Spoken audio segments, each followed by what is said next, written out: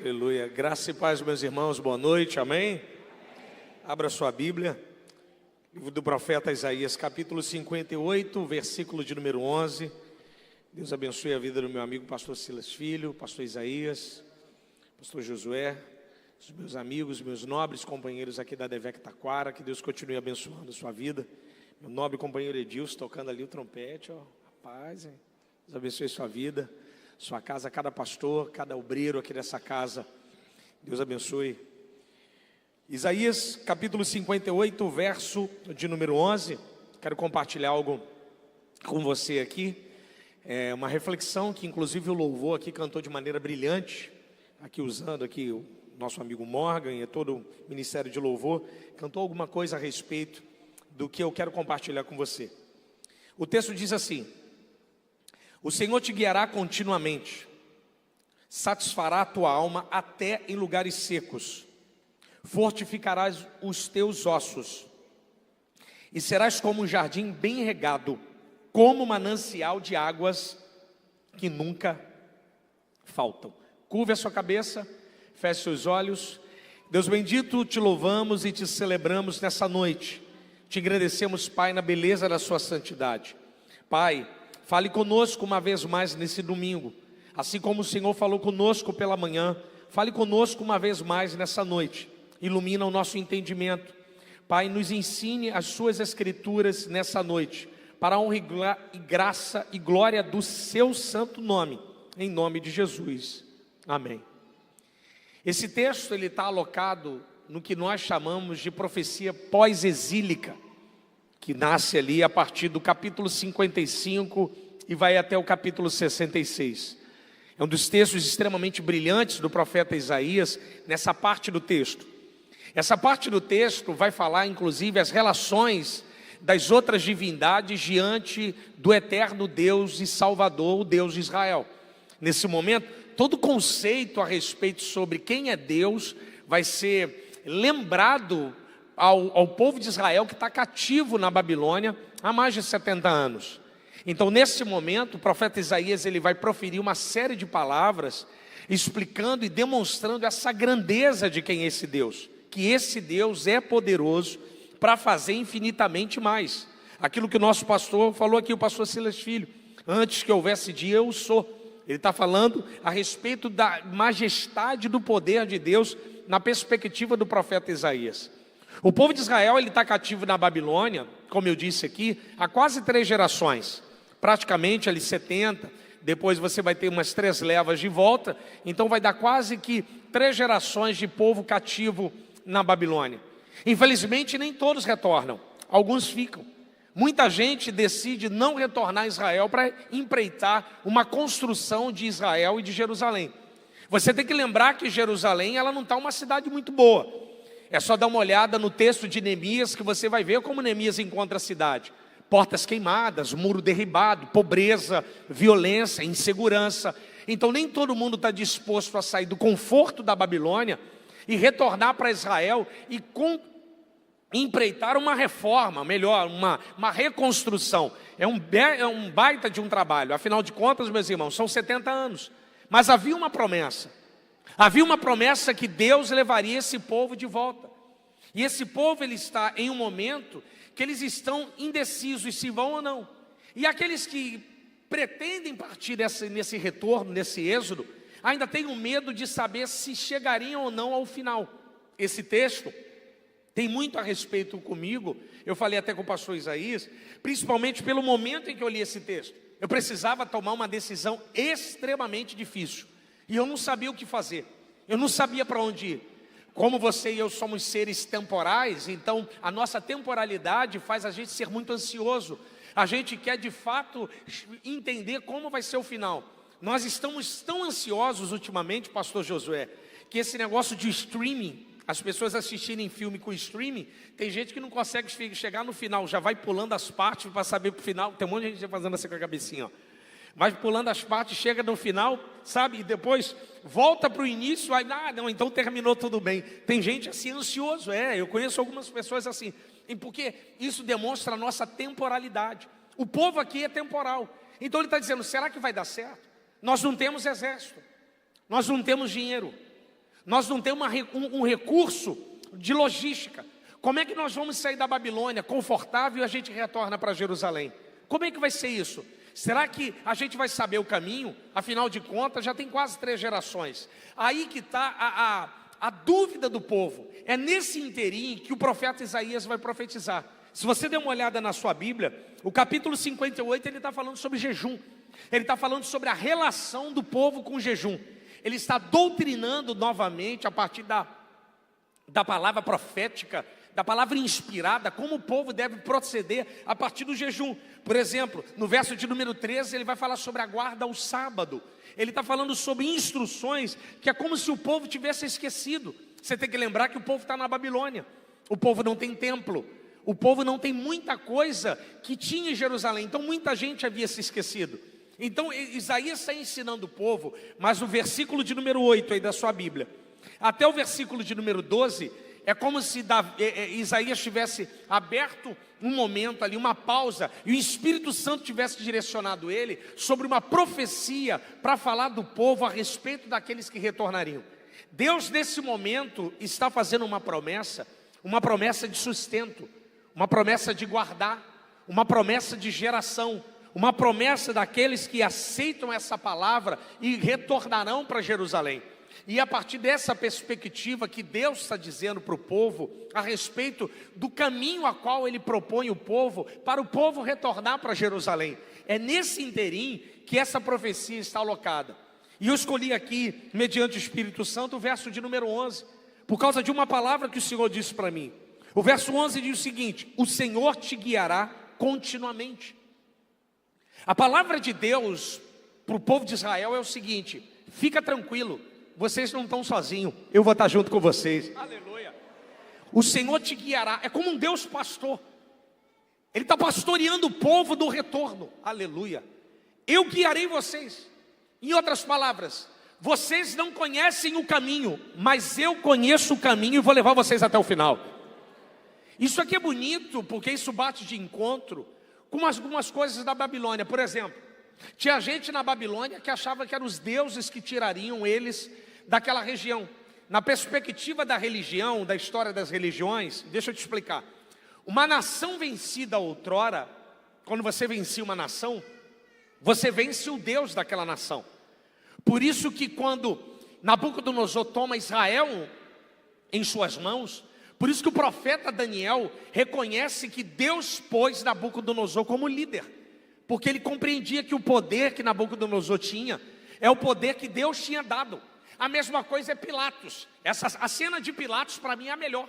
Jesus está amarrado com a mão para trás, ele está manietado, está diante da raposa velha do Império Romano, e a raposa velha está olhando para Cristo, o Cordeiro Pascual, e está se sentindo o cara, desculpe o termo, e ele está olhando para Jesus, então fala aquela palavra, o ar de arrogância romano, e diz para ele assim, ó: você sabe que eu tenho poder sobre ti. Ele está falando para... Ele está dizendo que ele tem poder sobre Jesus. Jesus amarrado põe ele no lugar. Você só tem poder porque o céu lhe deu. Porque o céu, se não tivesse dado, você não teria poder nenhum. Aleluia. Jesus já põe Pilatos no lugar. Rapaz, meu chapa, aceita que dói menos, porque você vai morrer e fica, mas eu ressuscito ao terceiro dia. Aleluia. Você não tem poder nenhum, Pilatos. Ele já põe Pilatos no lugar. Aqui a mesma coisa, a divindade estava no Nabucodonosor estava no poder, então eles achavam que era divindade. Por isso aí na sua Bíblia, a partir de Isaías capítulo 40, Deus começa a pôr a sua credencial na mesa. Verso 26 é um dos textos mais bonitos. Isaías 40, 26. Levantai os olhos e vede, quem criou essas coisas? Aquele que faz sair seu exército de estrelas, todas bem contadas, e chama cada uma pelo seu nome. Aleluia. Isaías está dizendo assim: o Deus que eu sirvo é o Deus que conhece cada estrela e chama cada uma pelo seu nome. É uma guerra, é um duelo de divindades. Isaías 46 vai falar de Nebo e de Bel. Mas o povo de Israel, na Babilônia, achava que a saída, pastor Silas, seria através do destino e da fortuna. Isaías 65, 11, se você quiser abrir. O texto vai dizer assim: vós que assentais à mesa e tomais vinho com fortuna e destino. Algumas traduções traz fortuna e destino em letra maiúscula. Letra maiúscula é porque são duas divindades. Destino e fortuna são duas divindades babilônicas. Destino e fortuna eram divindades especiais da Babilônia. O que eles diziam? A fortuna vai nos tirar, ou seja, a riqueza, o poder do dinheiro, o ouro, o vil metal, ou o destino. Ele está dizendo assim, o nosso destino é ficar na Babilônia. Por isso que quando Deus saca Abraão de Ur dos Caldeus, Deus está quebrando o destino de Abraão. Porque Deus não trabalha com destino, Deus trabalha com propósito. Porque o destino é algo fechado. Nasceu assim, viveu assim, vai morrer assim. O pai era alcoólatra, o filho vai ser alcoólatra, o neto vai ser alcoólatra, ele tem câncer, o filho vai ter, é genético. Não vai não, porque Deus quebra destino, Deus faz propósito. É mandar a súria. Deus tem um propósito para a sua vida, Deus tem um propósito para a sua família. O destino é quebrado, mas o propósito nasce. Aleluia! O que Deus está dizendo para o povo é: o destino de vocês não é Babilônia, o propósito de vocês é Canaã. Aleluia! Eu vou arrancar vocês daí e vou conduzir vocês lá. O Senhor te guiará continuamente. O que Deus promete para Israel é o seguinte: olha, eu tenho um mapa, eu tenho um caminho. O que vocês vão fazer é me seguir. Eu tenho a direção correta, uma estrada preparada, aleluia. O que vocês fazem é me seguir. Eu usei um exemplo muito prático aqui domingo de manhã, eu vou usar à noite. O que Deus é para mim e para você é o Waze. Senhor, me perdoa. É o Waze. Ele dá o caminho. Ele está dizendo: o que você faz é só dirige. O que Deus está dizendo para mim e para você? Meu filho, só conduza a sua casa, porque o final eu já garanti. Aleluia. O caminho ele já tem para mim e para você. Mas se você ver o texto, ele não promete caminho fácil. Ele não está dizendo assim, vai ser um caminho mole. Ele não promete facilidade, mas ele promete proteção. Ele não promete facilidade, mas ele promete presença. Ele não promete facilidade, mas ele promete promessa. Aleluia. O que Deus faz comigo e você nesse caminho é o seguinte: meu filho, só siga o mapa, só obedeça o caminho a qual eu estou colocando. Às vezes você vai olhar para o mapa, você vai pôr na cabeça: pastor, mas é loucura, esse mapa faz uma curva estranha. Meu filho, só obedece. Davi também achava que era loucura, porque Davi conhecia o caminho. Eu conheço esse caminho. Esse caminho se chama Vale da Sombra da Morte. Em outras palavras, meu amigo Lucas, vai dar ruim. Rapaz, ali essa curva passa no Vale da Sombra da Morte. Mas aí Davi percebeu que esse caminho a qual ele estava trilhando não foi ele que escolheu. Quem desenhou o mapa foi Deus. E o Deus que desenha mapa e diz para você seguir, Davi percebe: então fico tranquilo, porque eu não escolhi esse caminho, ele me colocou. Mas quando ele me coloca no caminho, ele garante: porque tu estás comigo, porque tu estás comigo, porque tu estás comigo. A tua vara e o teu cajado me consolam. Aleluia. Se Deus te propõe um caminho de saída, confie na saída divina. Ainda que talvez a sua temporalidade, nós somos muito lógicos. O ser humano ama lógica, né? Nós somos, não é ruim, é bom. Mas para as coisas sobrenaturais, nem sempre a lógica, ela encaixa. Para Israel não encaixou a lógica. Moisés conhece o deserto. Sabia que o final da estrada bateria lá no Mar Vermelho. Então Moisés sabe, ele passou 40 anos em Midian, sendo midianita. Não é que trabalha na mídia, ele era midianita, né? Da tribo lá. Ele trabalhava lá no deserto com Jetro, é outra história. Midianita aqui e lá é outra história. Moisés, ele conhece um pouco de deserto, ele foi nômade um pouquinho ali com aquela tribo. Então ele sabe que os caminhos ali eram um caminho que conduzia até o mar. Por isso a pergunta de Moisés, quando ele está diante do mar, e Deus fala assim: Moisés, toque nas águas. Quando o mar abre, Moisés fica ali: e agora? Diga ao povo que marche. Em outras palavras, nas entrelinhas do texto, o texto está propondo para mim que Moisés não escolheria aquele caminho. Mas Deus é loucura, ele é o que tem para hoje. Só vai, aleluia. Só passa, não questiona, não duvida, só atravessa, aleluia. Deus vai pôr um caminho aberto, só atravessa, aleluia. Eu creio que amanhã, eu creio nessa palavra, que Deus vai te dar uma direção amanhã, e o caminho vai abrir, você só vai passar, aleluia. Só passa. O que você e eu devemos fazer é só obedecer, é só trilhar um caminho sem questionar. A palavra de Deus é: o Senhor te guiará continuamente. Em outras palavras, Ele nunca vai abandonar aquele a qual trilha o seu caminho. Ainda que você pense que está sozinho, meu amigo, você não está sozinho. O fato de você estar domingo aqui à noite, em agosto, junto comigo, o fato de você ter vencido a pandemia em 2020, o fato de você não ter se afastado do Evangelho o ano passado, o fato de você estar vivo aqui junto comigo, significa que a vara e o cajado de Deus tem te conduzido, significa que a misericórdia, a bondade dele tem estado junto com você. É que ele está dizendo para você: meu filho, não saia do caminho, só fique, que a minha presença vai estar contigo, aleluia. Mas não saia desse mapa, ainda que seja loucura para você e para mim, ainda que pareça às vezes não compreensível aos nossos olhos. Eu citei aqui um exemplo, domingo de manhã, você está novamente, Gênesis capítulo 13, verso 10, se você olhar aí na sua Bíblia. Abraão voltou do Egito e ele briga com Ló. Eu gosto dessa dinâmica de Abraão e Ló no Gênesis 13, porque tem uma dinâmica de altar, uma dinâmica de mudança de interpretação de Abraão sobre quem Deus é.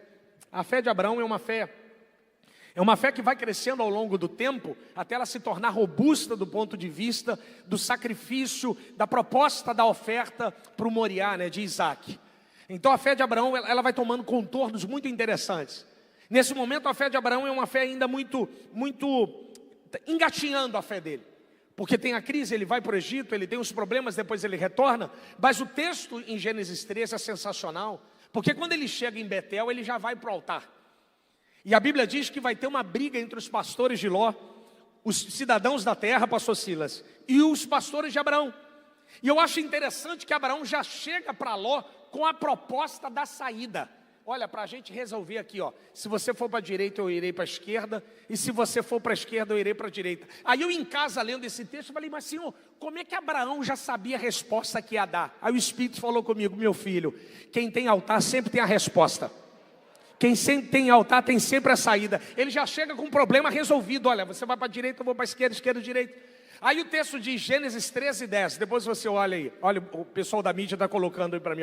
E Ló ergueu os olhos e viu toda a terra da campina do Jordão, que era bem regada como o jardim do Senhor, como a terra do Egito. Sublinha na sua Bíblia, terra do Egito. Até a região de Zoar. Quem vai para o Egito só vai para Zoar mesmo. Zoar. Isto foi antes de haver o Senhor destruído Sodoma e Gomorra. Era a terra do Egito. Ele toma a decisão a partir dos olhos, a partir de uma experiência do Egito. Abraão toma a decisão a partir do altar. Qual foi o final da história? Ló acabou sendo fundador dos Edomitas. Ló acabou tendo sobre o seu corpo uma maldição, porque quem toma a decisão a partir da lógica, olhando para o Egito, não acaba bem. Agora quem obedece o chamado de Deus e segue para o altar, vai terminar em Canaã. Aleluia! Aleluia! O que você e eu devemos fazer é obedecer a direção divina, ainda que seja loucura. Às vezes a direção divina não é a sua nem a minha, porque a nossa direção é lógica, a direção divina é fé. Deus está falando aqui, que às vezes a gente quer tomar direções, meu amigo Lucas, a partir do que nós temos na conta. E Deus está dizendo assim: filho, o que conta não é a sua conta, o que conta é a sua fé. Você vai ter que obedecer a minha direção divina. E às vezes a gente não compreende isso. Mas quando Deus propõe isso para Israel, na sua Bíblia, Ele também diz: e satisfará a sua alma até em lugares secos. Isso aqui é espetacular. O que Deus está dizendo? Isaías, diz ao meu povo que se eles estiverem no meu caminho, obedecer ao meu mapa, eu vou suprir eles de toda a carência da Babilônia. Ele está falando sobre alma, sobre satisfação. Eu usei um exemplo, que quando eu li esse texto a primeira vez, foi um exemplo que o Espírito Santo pôs no meu coração para me explicar melhor. A terra, ela produz substâncias e alimentos capazes de sustentar toda a vida, seja o animal racional ou irracional aqui no planeta. De aves, peixes, répteis, quadrúpedes, grandes animais, sejam carnívoros ou herbívoros, a terra produz tudo que ela precisa. O pardal de manhã, eu acho interessante o pardal, que ninguém aqui dorme preocupado se o pardal vai ter comida. Mas toda vez, em toda a sua vida, quando você levanta, tem sempre pardal voando e se reproduzindo. Aí você fala, quem sustenta isso? É Deus. A terra produz o alimento a qual eles precisam. O cachorro, ele consome aquilo que ele tem necessidade. O mercado produz, vende lá, melhor dizendo, na gôndola está lá, a ração que você compra para o seu pet. Assim você e eu, nós temos necessidades básicas alimentares que a terra produz. De manhã eu falei algumas coisas aqui que os irmãos sentiram a presença. Por exemplo, às vezes a terra produz uma picanha na pedra, uma costela no bafo. Aleluia, você sente Deus aí, irmão? Uma costela no bafo, não é? Às vezes a terra produz certo tipo de alimentos que você gosta. Ninguém vai para o rodízio de salada, vai todo mundo para o rodízio de pizza. Eu nunca vi ninguém, não, eu estou doido para comer uma alface, impossível, filho. Ai, o pastor, eu estou com a necessidade de comer um inhame, sabe, um picles, mentira. É sempre a mesma coisa, alcatra, maminha, né? Uma linguiça suína. Eu senti Deus aqui, irmão.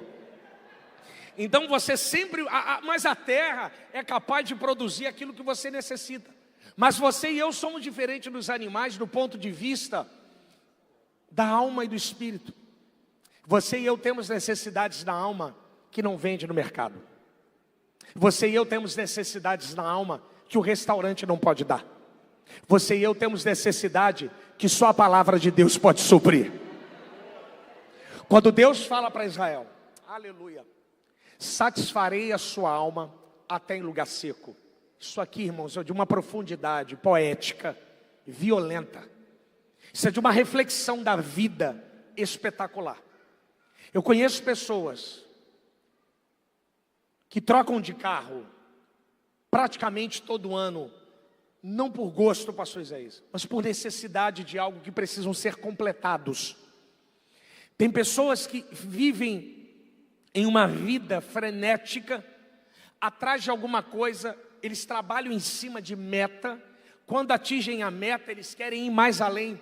Eu estou lendo um livro espetacular, eu já terminei e estou lendo de novo, Byung-Chul Han, Sociedade do Cansaço. Se você puder, compre. Se você não tiver dinheiro, quem está do seu lado vai te dar um. Byung-Chul Han, Sociedade do Cansaço. Byung-Chul Han é um filósofo sul-coreano, professor da Universidade de Berlim. Ele fala sobre que a sociedade ela está cansada, porque a sociedade ela vive em uma roda de meta. Em outras palavras, as pessoas só trabalham a partir da meta. Ele está dizendo que a falta de celebração da vida faz a pessoa ficar cansada. A pessoa não celebra, pastor, por conquistas. Ela ganha um carro e ela já está pensando, não, pô, que bom você comprou esse carro. Não, é por enquanto, mas eu já... A pessoa não celebra. Então a pessoa está cansada. Byung-Chul Han, ele faz um livro espetacular trabalhando exatamente isso.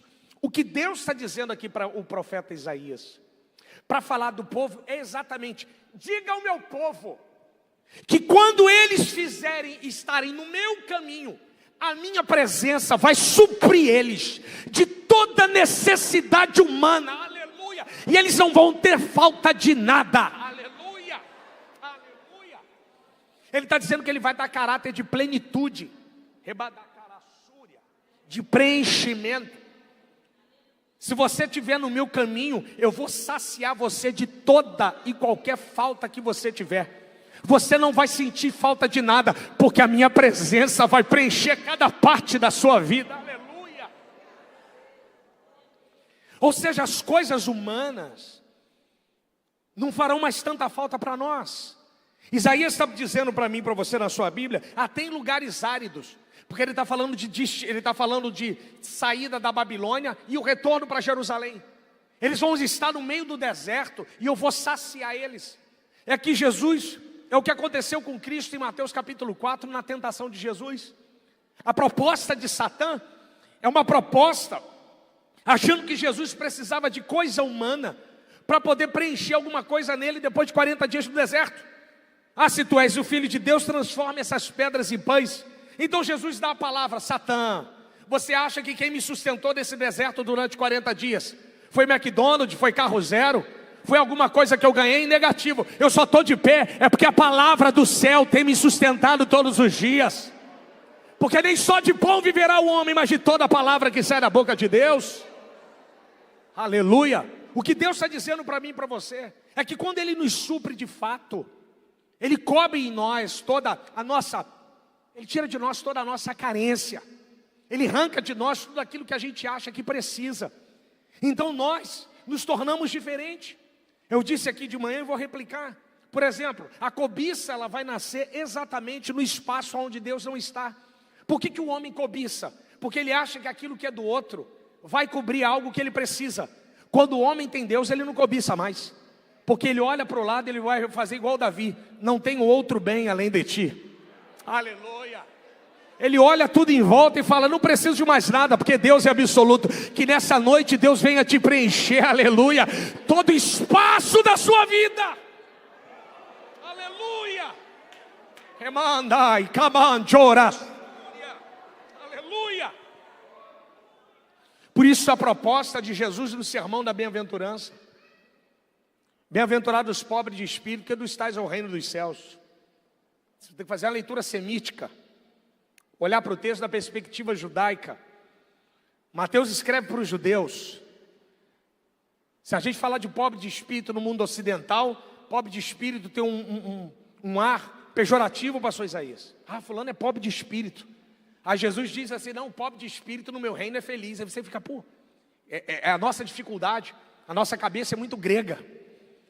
E na perspectiva de Cristo, pobre de espírito é quem não tem nada. Pobreza é vazio. O que Jesus está dizendo? Ele está abrindo o sermão da montanha. Ele está sentado no monte Curuate Ratim e falando para os discípulos, bem-aventurado, feliz é o homem, Macários, bem-aventurado é o homem que é pobre de espírito, porque do reino dos céus, o que Jesus está dizendo? Bem-aventurado é o homem que vem à minha presença vazio, que chega diante da minha graça vazio, porque quem vem vazio vai embora cheio da minha graça, aleluia. Ele está dizendo, um homem que é capaz de se esvaziar do mundo vai ser preenchido pela minha glória. Então se alguém aqui estiver vazio, fica tranquilo, porque vazio você não vai embora não. Você vai cheio da graça e da presença do Espírito Santo, aleluia. Porque só Ele é capaz de nos preencher de fato. Só Cristo é capaz de nos dar aquilo que nos falta. Só Ele é capaz de nos dar, aleluia, a sua presença de fato. Quando você e eu estamos caminhando com Deus de fato, estamos num caminho a qual Ele propõe para mim e para você. As luzes lá de fora não nos impressionam. Os nomes nos painéis eletrônicos, o banquete do mundo, não nos impressiona. Porque temos Deus. Estamos satisfeitos, aleluia. O Senhor é o meu pastor, então eu não preciso de mais nada, aleluia. Eu estou satisfeito. A promessa de Deus para mim e para você é o seguinte: ainda que você passe no seu mapa e você viva nos momentos de maior aridez da sua vida, Ele não está prometendo facilidade, mas Ele promete companhia, aleluia. Ele está dizendo para mim e para você, você nunca mais vai ficar sozinho, porque eu vou te suprir de toda a carência, aleluia. E só Deus faz isso. Só Deus é capaz de cobrir todos os espaços da nossa alma, pastor Isaías. Só Deus é capaz de fazer alguém como eu, que tinha uma baita dificuldade de pregar em Dia dos Pais. Rapaz, não pregava em Dia dos Pais, eu odiava Dia dos Pais da igreja. Por crescer numa casa sem pai, e era Dia dos Pais, eu não ia. Não ia para a escola, não ia para a igreja, não ia para lugar nenhum. Eu não gostava daquelas homenagens de criança. Mas com 14 para 15 anos, lembro como se fosse ontem, eu na minha casa. Uma casa que eu morava bem simples, na região da Zona Sul do estado do Rio de Janeiro, São Gonçalo. Faz isso, tá. Zona Sul, não é não, irmão? E eu morava lá, e eu ficava num estado extremamente de dificuldade. Mas eu lembro como se fosse ontem. A minha oração para Deus a respeito, por que o Senhor não deixou ter ninguém? E eu abri a palavra, lembro como se fosse, irmã, que memória. Lucas capítulo 11, oração do Pai Nosso. A voz de Deus ecoou lá da eternidade. Ainda que seu pai e sua mãe te abandone, eu, Senhor, jamais te abandonarei. Aí domingo passado, pregando no Dia dos Pais em 2 horários, manhã e noite. Mas pastor, como? Porque eu escolhi andar pelo caminho de Deus. E quando eu ando no caminho de Deus, Ele nos supre de toda e qualquer necessidade. Aleluia! Quando você e eu estamos nesse caminho, quando você e eu compreendemos quem Deus é, Ele cura as nossas feridas. Ele supre, aleluia. Ele apaga toda a marca. Porque para o evangelho não importa como você começa, o importante é como você vai chegar no final. Então que nessa noite a presença de Deus venha te preencher, que a graça do Espírito Santo venha te curar, que toda a sangria da sua vida caia por terra, e que você venha sair daqui transbordando da graça do evangelho da paz. Aleluia! Oh, aleluia!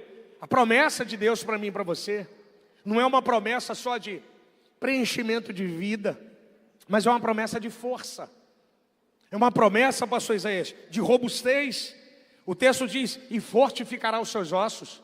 Isso aqui é espetacular, é uma poesia extremamente bonita.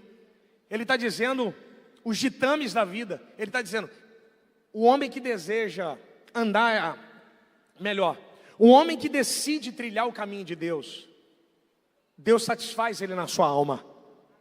O homem que decide trilhar o caminho de Deus, Deus dá saúde, fortaleza de corpo. Uma alma saudável é um corpo bom. Uma alma doente é um corpo doente. Só você olhar o texto, Provérbios capítulo 16, verso de número 24. Ele vai falar sobre as palavras agradáveis. Ele está dizendo sobre que é alimento para a alma.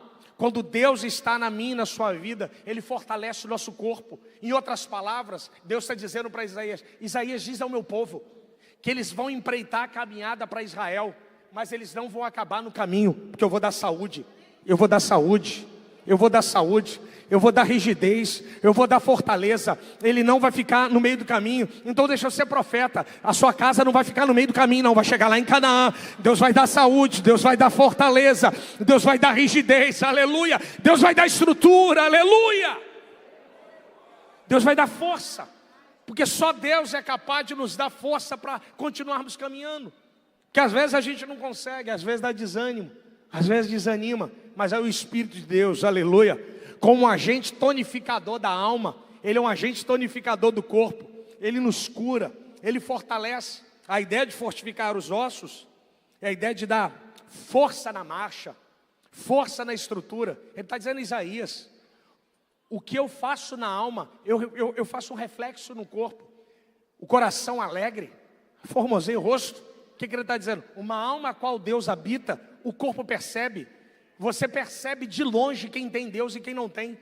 A pessoa não precisa estar com capa, com escrito, sou crente, sou da DEVEC. Não precisa nem carregar a Bíblia. Só em você ver ele andar, apertar a mão, dirigir, se relacionar com a vida, você fala, esse cara é diferente, esse é homem de Deus, porque os seus olhos são diferentes. Você tem um sorriso diferente. O que é isso? Isso significa que na sua alma tem Deus. E quando na alma tem Deus, o corpo transparece. Que os seus amigos, que a sua família, que os seus colegas, que todo mundo venha perceber que há Deus na sua vida. Que Deus venha te dar força nessa noite. Jesus, em nome de Jesus, em teu nome, ó Pai, em teu nome, eu lhe peço que o Senhor venha curar os seus filhos de toda doença, que todo mal caia por terra, e que o Senhor venha dar saúde sobre o corpo, sobre a alma e sobre cada família. Aleluia. Ele está prometendo fortaleza, porque só Deus para poder fazer isso. Só Deus para garantir a mim e a você. Palavras como, nenhum mal te sucederá, nem praga alguma chegará à sua tenda. Ele está dizendo, eu vou fortificar.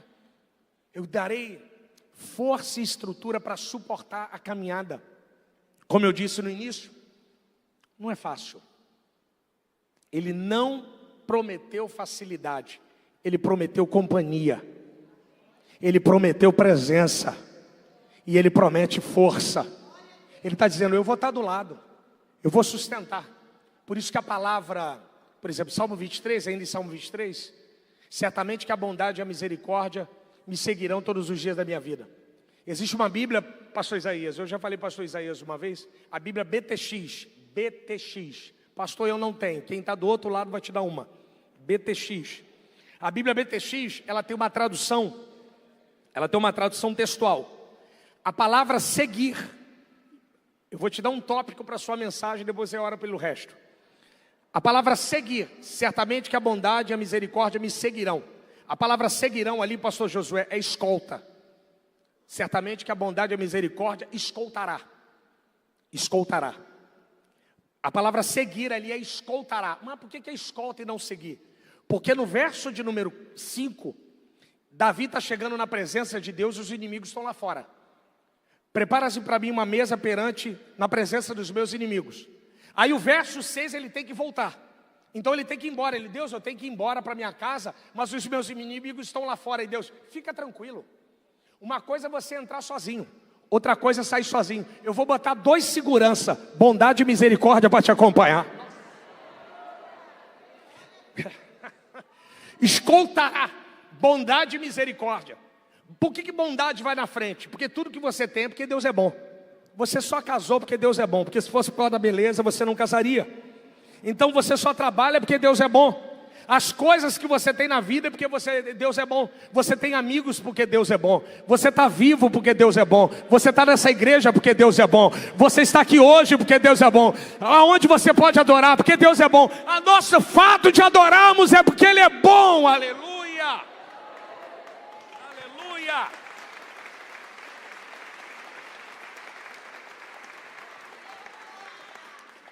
Bondade vai na frente. E a misericórdia? A misericórdia vai atrás.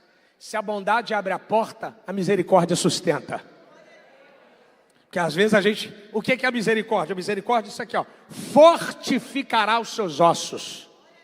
É quando você e eu estamos na marcha indo em rumo a Canaã. E às vezes a nossa perna fica trôpega. Às vezes ficamos como Asaf. Mas Senhor, eles estão prosperando. Às vezes nós não entendemos. Eu tenho uma experiência com esse texto de Asaf, principalmente na minha leitura da parábola dos 2 filhos de Lucas, capítulo de número 15, que nós chamamos de filho pródigo. Eu pregando alguns anos atrás em uma conferência, num domingo, trabalhando aqui no centro do Rio, peguei um ônibus lotado, morando na Zona Sul, né, São Gonçalo, só pegava ônibus cheio para vir trabalhar no centro. E aí eu em pé no ônibus, eu lembro que eu tinha pregado um domingo, tinha sido um domingo espetacular. E eu em pé tinha um carro importado na minha frente, com adesivo de um demônio enorme, na parte de trás do vidro do carro. Aí eu ouvindo o fone, em pé, no meu caminho extremamente difícil, na curva da vida complicado. Aí eu olhei para o carro com o adesivo do demônio e falei, Jeová. E eu aqui em pé, né? Jeová. Tem alguma coisa errada nesse mundo aí. A voz do Espírito ecoou mais alto que o fone de ouvido e falou assim, você está com inveja do seu irmão mais novo que está comendo com porco só porque tem carro? Então você não sabe o que é a presença do Pai.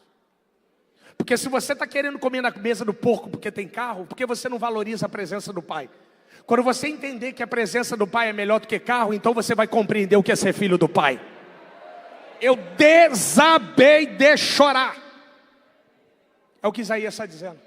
Isaías está dizendo assim, eu não estou prometendo facilidade, mas eu estou prometendo presença, aleluia, aleluia, aleluia, e força para continuar, aleluia. Deus vai te dar força hoje. Hoje você vai sair fortalecido. Hoje você vai sair de pé e olhando para frente. Remandara Súria, Enjora Sérgia. Porque eu sou humano como vocês. Remanda, Súria. Às vezes a gente duvida. Faz parte da vida, filho. Somos seres humanos. Mas aí às vezes vem uma lapada do Espírito Santo assim com força. Para pôr no nosso lugar de barro. Para a gente começar a valorizar a presença e não coisas. O que Deus está prometendo para Isaías é presença e não coisas. Ele está dizendo, eu posso dar aquilo que o homem não dá. O que você quer, compra com real. O que eu posso dar vem da eternidade. Eu vou dar algo que não se vende. Eu vou dar algo que vem da eternidade direto do trono. Aleluia. Que vai manter você de pé. Vai manter o seu casamento de pé. Vai manter a sua casa de pé. E vocês não vão cair. Porque Deus vai dar força. Durabilidade, estrutura, firmeza. É isso que Ele promete para mim e para você. Mas mesmo diante de tanta coisa boa, Ele também promete providência, como o pastor Silas Filho disse na sua Bíblia. E serás como um jardim bem regado, como um manancial de águas que nunca faltam. O que é bem regado? Bem regado é providência. Escreve aí na sua Bíblia, eu já falei essa frase 300 vezes aqui. O pastor Silas diz que repetição é pedagógica. Anotem a frase para você. Sorte é coisa de pagão, providência é coisa de cristão. Cristão não tem sorte, cristão tem providência. Providência. Então quando você achar um dinheiro na rua, é providência. Não é sorte. O que Deus está prometendo é providência. Ele está dizendo, farei de vocês um jardim bem regado. Ele está dizendo que vai cuidar desse povo no meio do oásis, no meio do deserto, a ponto, Debrinha, deles se tornarem um oásis. Aí aqui me faz lembrar de uma história muito boa. John Wesley, se você não tem tem um diário de John Wesley. Pastor, eu não tenho, quem está atrás de você vai te dar um. Um deu Byung-Chul Han, Bíblia BTX, o outro dá o diário. O diário de John Wesley, Flávio, é muito bacana, é muito bacana. Tem uma história do diário.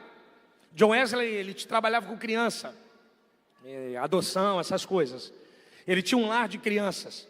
E, ele gastava muito dinheiro, cara. A maioria do recurso do ministério dele ia para as crianças. Era quase 200 crianças. E ele estava numa carestia, numa crise de grana muito violenta. Coisa de itinerante. Ele estava quebrado, precisando de dinheiro. Montar lá o ministério dele, o recurso. E ele não tinha de onde tirar. Então, ele tinha um costume de orar. Só que todo mundo diz na história que John Wesley orava tão alto que quem estava do outro lado da rua ouvia. E ele fazia isso por horas, cara. Por horas, orando alto. O homem tinha uma voz, porque ele pregava em praça pública. Então você imagina que John Wesley ele já tinha aquela veia de pregador pentecostal. Então ele orava alto, cara, muito alto. E ele começou a orar assim, Senhor, mata os bois. A tua palavra diz que o Senhor é dono dos bois, dos gados. Mata os bois para eu dar comida para essas crianças. Eu preciso de boi. Senhor, cadê seus bois? Senhor, o Senhor é o dono de todos os bois da terra. Aí chega um homem, está no diário dele, chega um homem e fala com a secretária de John Wesley. Eu queria falar com o reverendo. Não, ele não pode, ele está orando. E ele ficou sentado, mas fala para o reverendo que eu quero falar com ele. Não, mas ele está orando, eu sei que ele está orando, eu estou ouvindo. Diga a ele que Deus já matou os bois, eu vim trazer o dinheiro. Aí John Wesley sai para conversar com ele. E ele fala assim, John Wesley, reverendo, eu sou um pecuarista. Eu como pecuarista, eu sou dono de alguns bois e trago para Londres para vender. 5 horas da manhã, como eu comecei a separar os bois, Deus falou, você não vai matar boi nenhum. Todos os bois que você vai matar hoje são meus. Separa aquele. Ou seja, antes de John Wesley orar, Deus já estava com as respostas, Deus já estava com a saída. Antes desse culto terminar, Ele já está com a saída amanhã. Antes de dar a bênção apostólica, Deus já te deu a saída. Então só agradece. Aleluia. Você pode adorar o Senhor, Jesus? Você pode adorar Jesus nessa noite junto comigo? Oh, aleluia.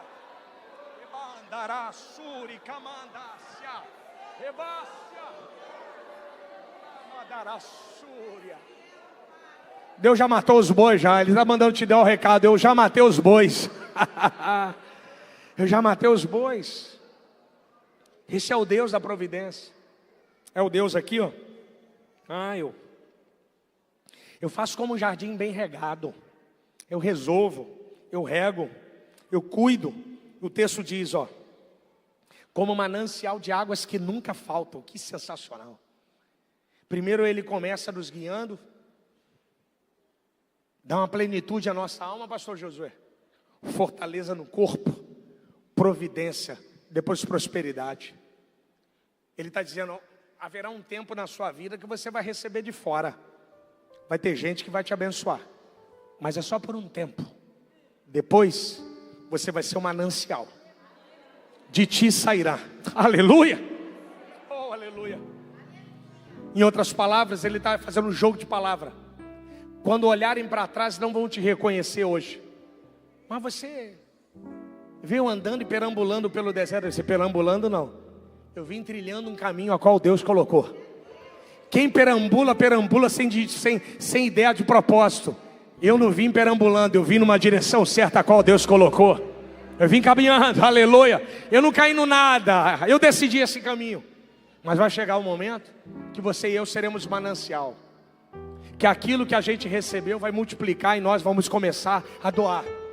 Deus vai transformar a nossa vida em um estado, habitando em lugares secos, em um oásis de manancial para que as pessoas possam vir a nós e beber daquilo a qual Deus tem nos dado. Que esse tempo seja muito breve na sua vida. Que esse tempo seja muito breve na minha e na sua vida. Que seja um tempo que talvez as pessoas vão bater na sua porta para receber oração e ouvir aquilo a qual Deus fez na sua vida. Ei, em nome de Jesus, que a sua família cerque você e venha dizer assim: ore por nós porque queremos trilhar o caminho a qual você trilha. Aleluia. Que você e eu venhamos a ter esse reflexo. Que as pessoas venham olhar para mim e para você e venham se questionar: rapaz, mas eu não acreditava quando você tomou aquela decisão há 20, 30 anos atrás. Aí você, mas o caminho de Deus é perfeito. Aleluia. Porque às vezes as pessoas não entendem. Deus tem o seu jeito de nos moldar e nos trilhar ao longo da história, sabe, e nos conduzindo até chegar o momento da gente ter esse momento de sermos manancial. A beleza do texto aqui, a grande ideia para mim do texto é: você nunca vai ser só jardim, mas vai chegar um tempo que você vai ser manancial. Ele não chama só a gente para receber, todos nós um dia venhamos a dar também. Então que Deus venha te crescer, que a sua família venha crescer, que a sua vida venha crescer, e que a partir de um pouco tempo, aleluia, quem crê nessa palavra, o manancial de vida vai brotar sobre a sua vida, e você vai começar a ser doador a respeito disso, aleluia.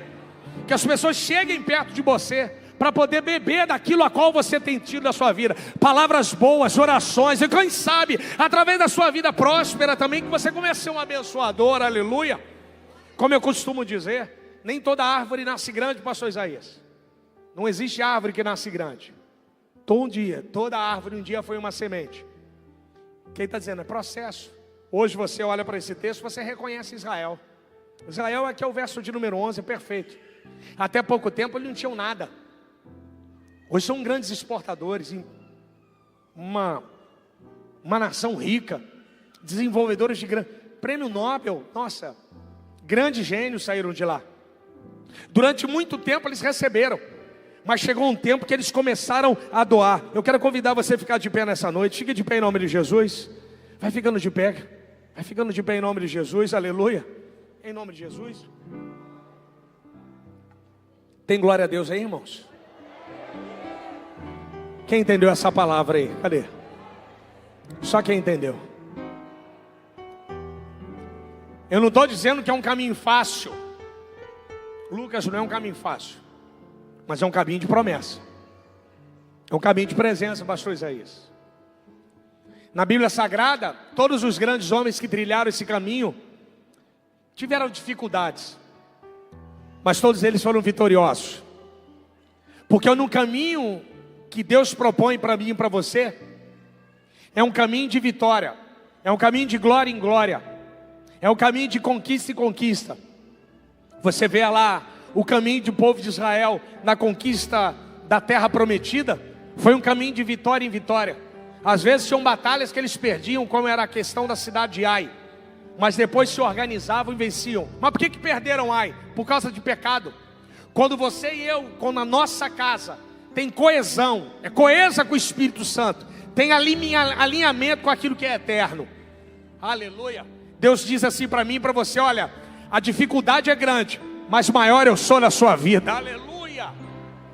E o que eu estou dizendo hoje para você nessa noite, é o que nós cantamos aqui, é o que nós adoramos, é o que o pastor Silas disse aqui a respeito sobre providência e ordem, aquilo que Deus nos dá e aquilo que Deus ordena. É aquilo que eu propus para você aqui. Eu não estou dizendo que é um caminho fácil, mas é um caminho com companhia, é um caminho com a vitória certa, é um caminho a qual nos conduz à vida eterna.